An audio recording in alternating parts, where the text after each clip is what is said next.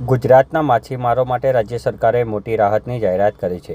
મુખ્યમંત્રી ભૂપેન્દ્ર પટેલની ઉપસ્થિતિમાં મળેલી રાજ્યની કેબિનેટ બેઠકની અંદર યાંત્રિક ફિશિંગ બોટમાં વપરાતા ડીઝલ પર મળતી વેટ રાહત યોજનામાં મહત્વપૂર્ણ સુધારો કરવામાં આવ્યો છે.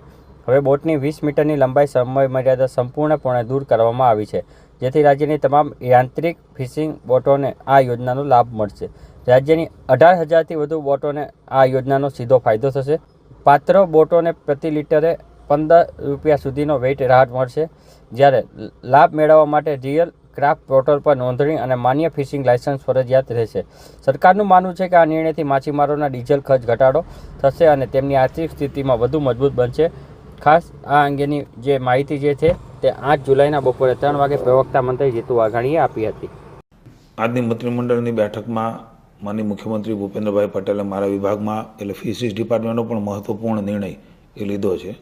ડીઝલ વેટ સબસિડીમાં નીતિમાં એ ખૂબ મહત્ત્વનો અને ઉદાર સુધારો કરવાનો નિર્ણય એ કર્યો છે.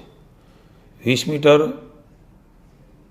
લંબાઈ ધરાવતી જે બોટો છે એટલે કે 20થી નીચે એમને જ આ ડીઝલ સબસિડીનો લાભ મળતો હતો.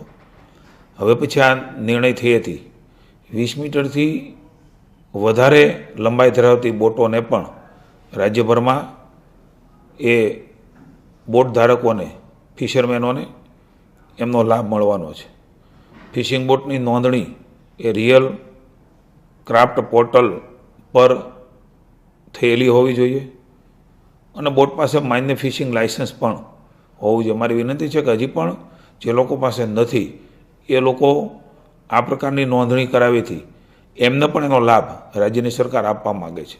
એટલે તમામ એસોસિએશનો ફિશરમેનોને પણ મારી વિનંતી છે કે આપણે સૌ સાથે મળીને આપણા ફિશરમેનો માટે એની નોંધણી કરાવવાનું પણ બાકી રહી ગયું હોય તો અત્યારે ચોમાસાનો સમય છે, એની નોંધણી પણ કરીએ.